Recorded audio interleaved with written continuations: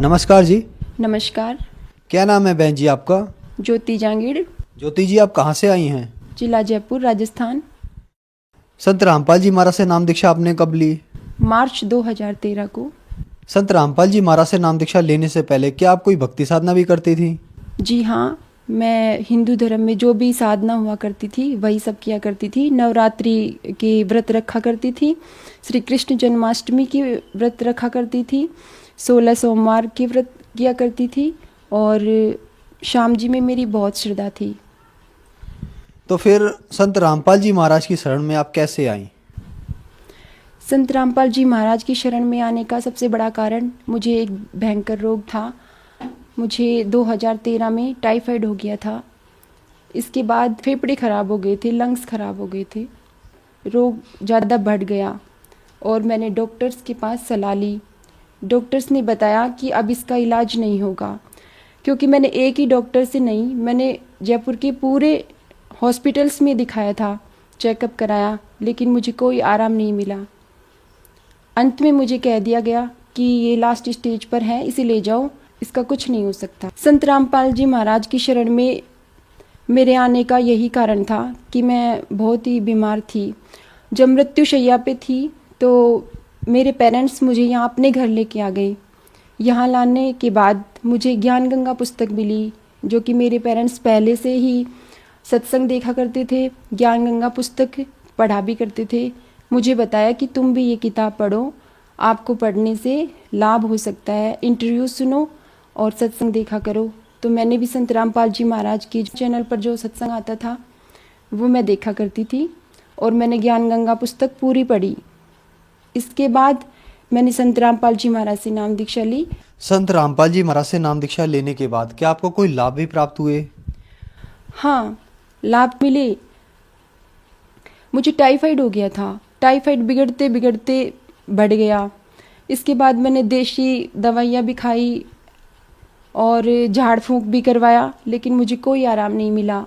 उसके बाद सभी हॉस्पिटल्स में धीरे धीरे मैंने दिखाया, एक के बाद एक हॉस्पिटल में बदलती गई, लेकिन मुझे कोई आराम नहीं मिला। मेरे फेफड़े ख़राब हो गए थे, वो गंभीर होता चला गया। इसके बाद मेरे पति से कह दिया गया कि इसे ले जाओ, यहाँ इसका कोई इलाज नहीं होगा। इसके बाद मुझे मेरे पेरेंट्स यहाँ अपने साथ लेके आए और वहाँ से मैंने नाम दीक्षा ली। संत रामपाल जी महाराज से नाम दीक्षा लेने के पश्चात 3 महीने में मैं पूर्ण स्वस्थ हो चुकी थी और जहाँ मैं एक गिलास जूस भी नहीं पी सकती थी, फल भी नहीं खा सकती थी, वहाँ पर मैं अच्छी तरह से खाना खाने लगी। मैं 3 समय भरपेट खाना खाने लगी और कुछ ही दिनों में मेरी हालत बिल्कुल स्वस्थ हो गई थी। चूँकि डॉक्टरों ने बता दिया था कि यह ठीक नहीं होने वाली है, दोनों लंग्स मेरे ख़राब हो चुके थे, बावजूद इसके मैंने संत रामपाल जी महाराज से नाम दीक्षा लेने के पश्चात उस मंत्र में इतनी शक्ति थी कि मैं पूर्ण स्वस्थ हो गई। जबकि सब हैरान थे, मेरे रिश्तेदार, मेरे घर वाले सब हैरान हो गए कि इसको इतना बड़ा लाभ कैसे मिल गया, ये तो मृत्युशैया पे थी, इसकी तो मौत होने वाली थी। तो ये सबसे बड़ा चमत्कार हुआ। और इसके अलावा मेरे हस्बैंड, जिनको शराब पीने की आदत थी, संत रामपाल जी महाराज से नाम दीक्षा लेने के पश्चात मेरे हस्बैंड की जो शराब पीने की लत थी वो छूट गई और हमारे दोनों के बीच अनबन रहा करती थी, वो भी समाप्त हो चुकी थी। हम आर्थिक तंगी से भी गुजर रहे थे, वो भी धीरे धीरे समाप्त हो गई। तो जो श्रद्धालु आज आपको देख रहे हैं और कुछ लोग ऐसे हैं जो उम्मीद खो चुके हैं कि वो अब ठीक नहीं हो सकते, बीमार हैं, उनके लिए आप क्या कहना चाहेंगी? उनके लिए मैं ये कहना चाहूँगी कि आप निराश मत हो।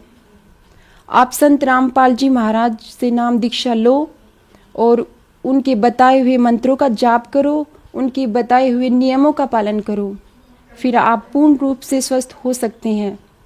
क्योंकि हमारे बहुत से भाई बहन भारी रोग से ग्रस्त थे, कोई कैंसर से, किसी की किडनियां फेल थी, किसी के लंग्स खराब हो चुके थे, सभी को लाभ मिला, सभी स्वस्थ हुए हैं।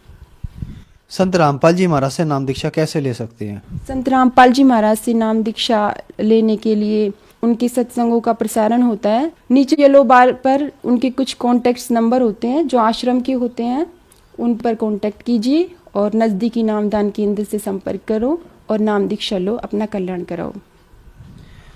धन्यवाद जी। नमस्कार।